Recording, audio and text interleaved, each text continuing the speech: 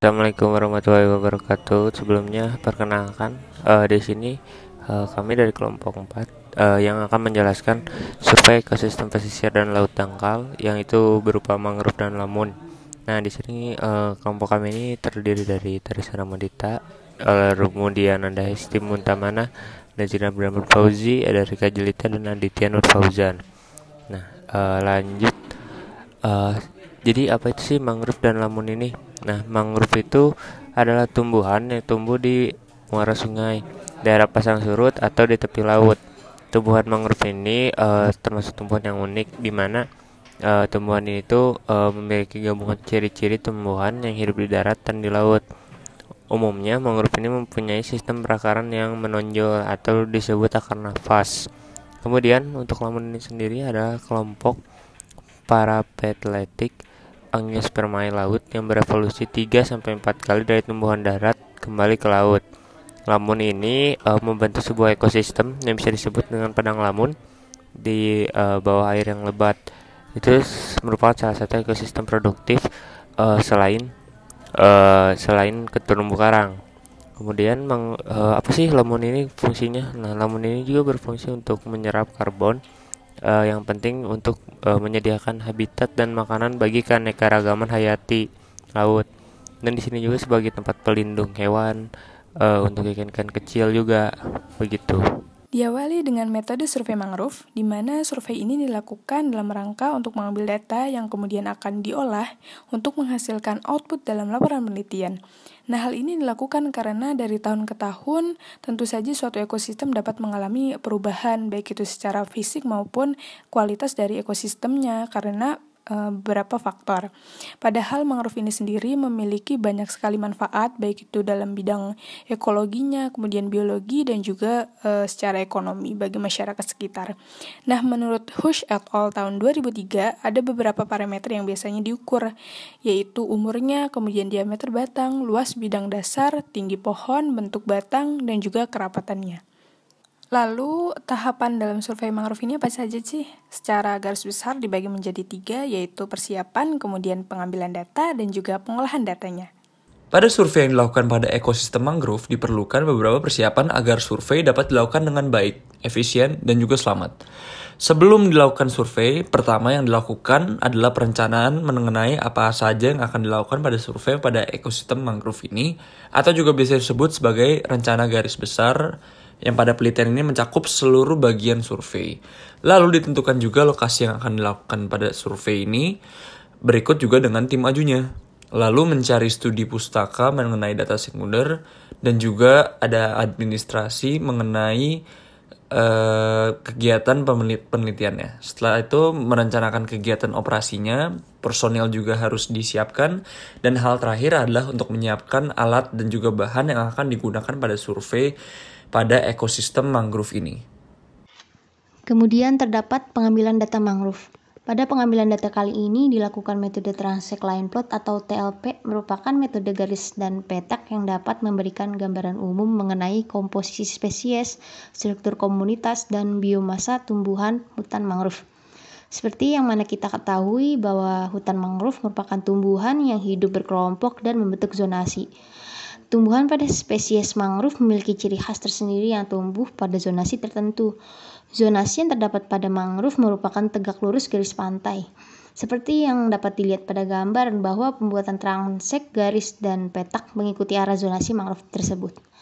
Sebelum dilakukannya pengambilan data, dilakukan terlebih dahulu penentuan stasiun menggunakan metode purposive sampling, yaitu metode yang menentukan sampel penelitian dengan beberapa pertimbangan tertentu yang bertujuan agar data diperoleh dapat lebih representatif.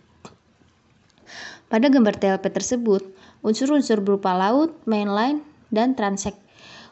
Unsur laut merupakan tanda bahwa transect tersebut tegak lurus garis pantai dan dapat digunakan sebagai orientasi medan untuk menentukan pohon mangrove pertama. Kemudian terdapat penarikan mainline sepanjang minimal 30 meter atau 3 plot menggunakan kronometer. Sedangkan pada transect dilakukan pembuatan transect yang berukuran 10x10, 5x5, dan 1x1 meter yang pembuatannya dapat menggunakan tali rapia. Pada transect 10x10 diidentifikasi mangrove jenis pohon. dan 5x5 mangrove jenis pancang dan 1x1 mangrove jenis semai yang dapat menggunakan bantuan buku identifikasi mangrove. Lalu setelah diidentifikasi, hitung GBH mangrove atau girth at breast height yang merupakan pengukuran keliling batang mangrove setinggi dada menggunakan meteran jahit. Setelah didapatkan hasil pengukuran GBH, catat pada survey sheet. Selain pengambilan jenis mangrove, tidak lupa mengambil parameter penting lainnya yang mendukung analisis nantinya. Pengambilan data kualitas perairan yang dilakukan berupa salinitas yang menggunakan refraktometer, suhu menggunakan termometer, substrat menggunakan sieve shaker, pH menggunakan pH meter, DO menggunakan diometer, dan kualitas lainnya yang sekiranya dapat membantu penelitian. Kemudian tidak lupa untuk menentukan titik koordinat menggunakan GPS yang berfungsi sebagai tracking dan marking area tadi. Lalu catat koordinat yang telah diketahui pada pengambilan data di survey sheet.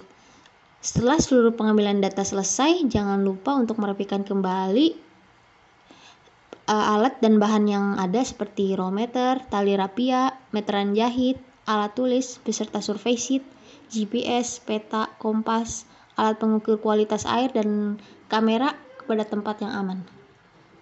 Dan tidak lupa untuk didokumentasi setiap kegiatannya.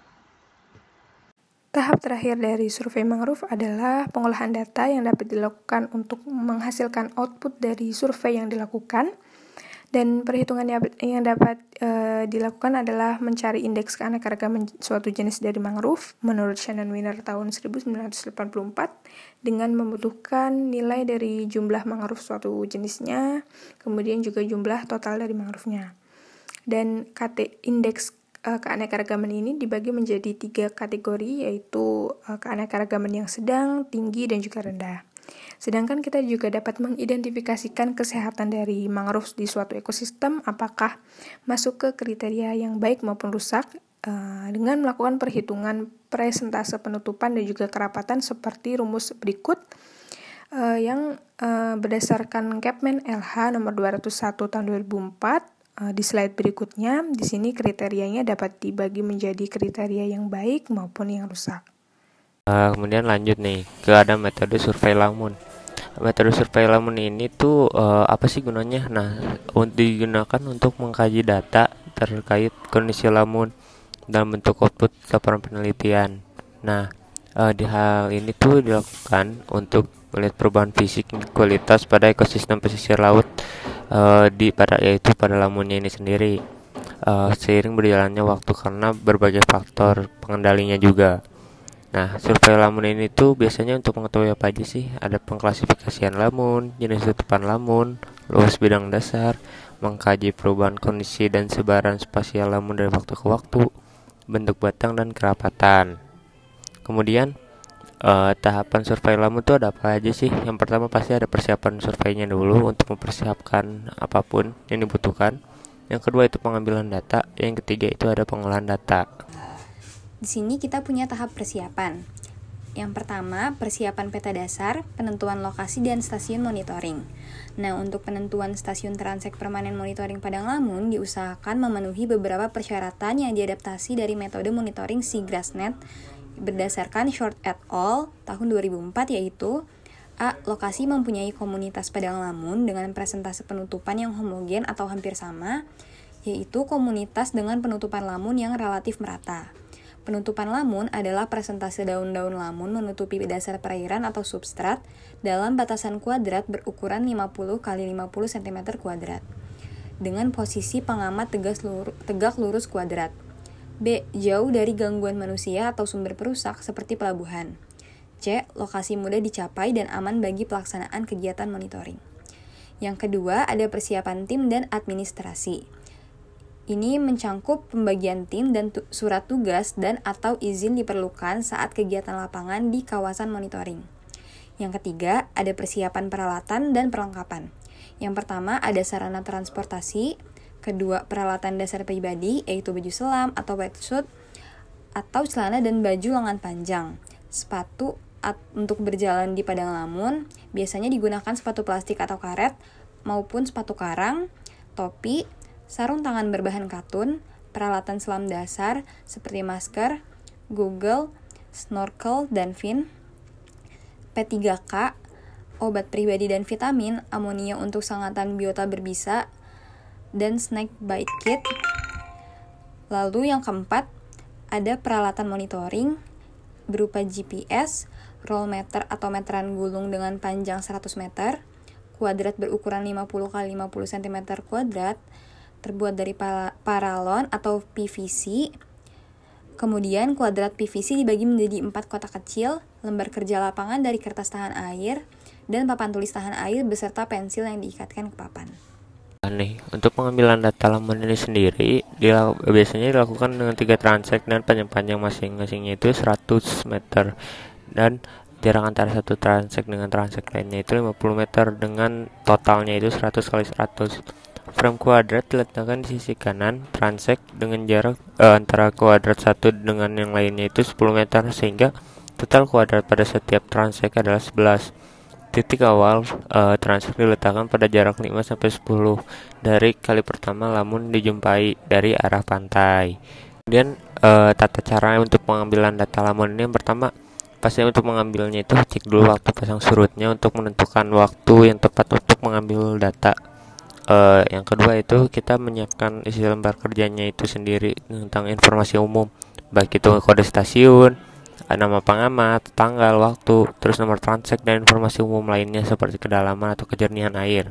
Kemudian tentukan posisi transek dan catat koordinat tempat pengambilan data itu.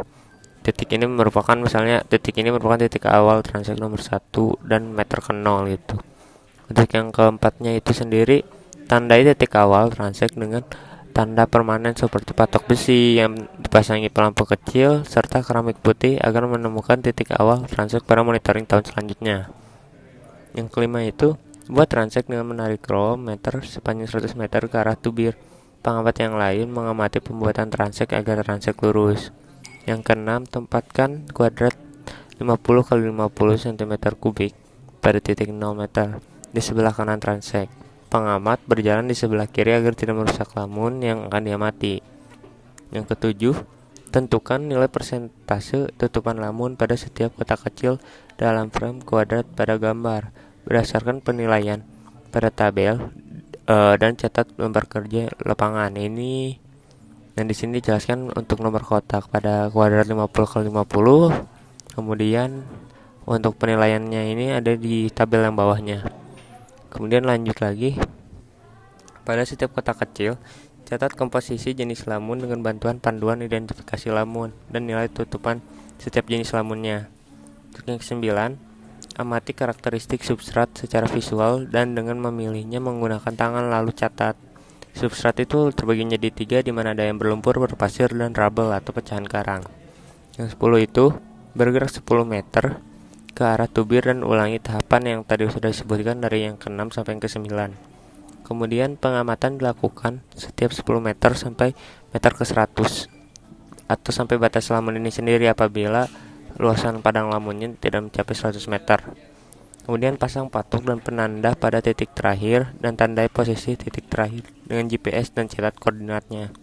Setelah itu, untuk transit kedua dan transit ketiga, ulangi tahap yang ketiga sampai yang ke-13, jadi terus-terusan diulangi. Nah, untuk tabel yang tadi sudah dijelaskan, yang nilai penutupan jenis lamun ini bisa dilihat pada slide yang ini, yang selanjutnya. Nah, ini tuh dimana ada tutupan penuh, tutupan 3/4 kotak kecil, tutupan setengah kotak kecil, tutupan 1/4 kotak kecil, dan kosong. Baik, di sini mungkin saya mau menjelaskan seputar cara mengelola data lamun.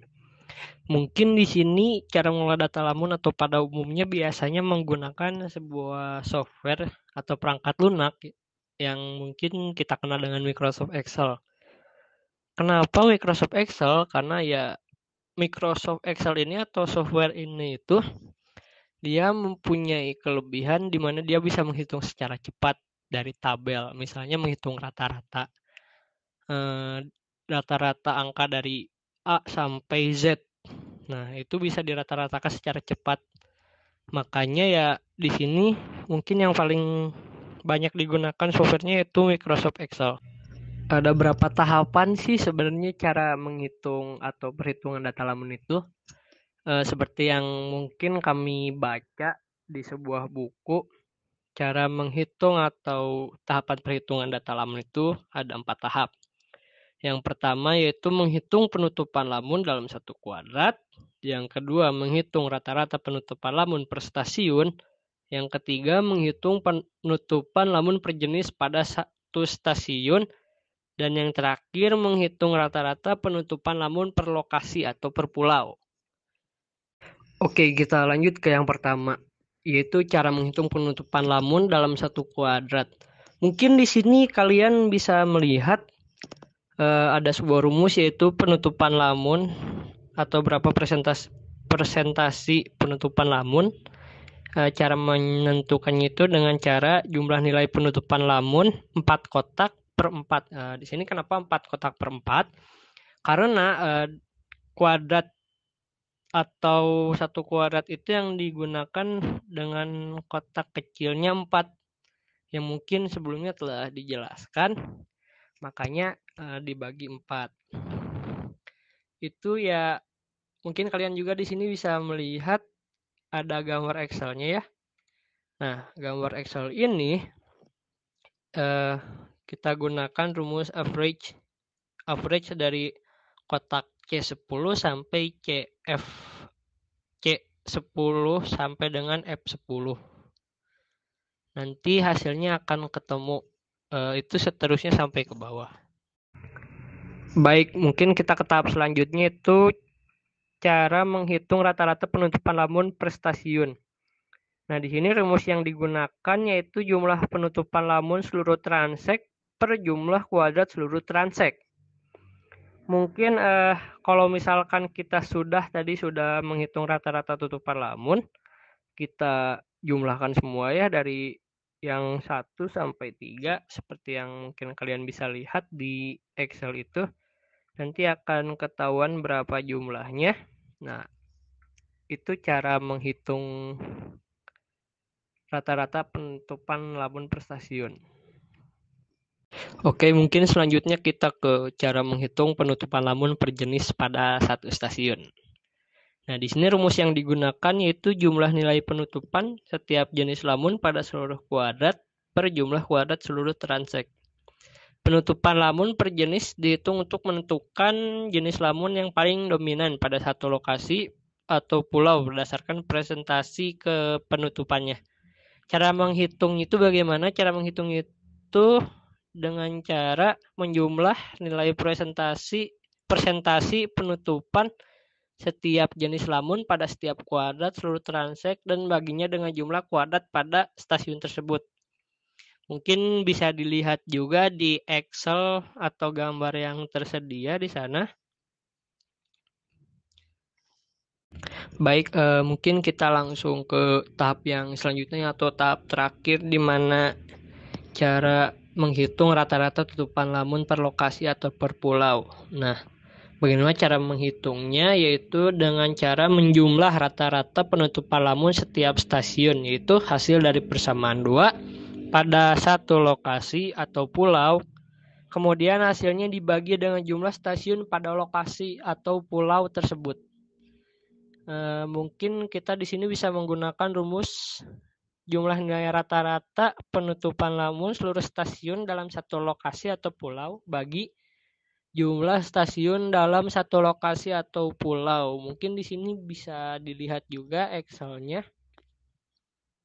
Ya, ini tuh cara menghitung rata-rata penutupan lamun satu lokasi per pulau. Oke, mungkin ini yang terakhir, kategori tutupan lamun. Ini tuh semacam kategori yang biasanya digunakan untuk melihat kategori ini atau tutupan lamun ini bisa dikatakan padat atau tidak. Di sini ada persentase penutupan lamun yaitu 0,20 sampai 25 bisa dikatakan jarang, 26 sampai 50 bisa dikatakan sedang, 51 sampai 75 bisa dikatakan padat, 76 sampai 100 bisa dikatakan sangat padat.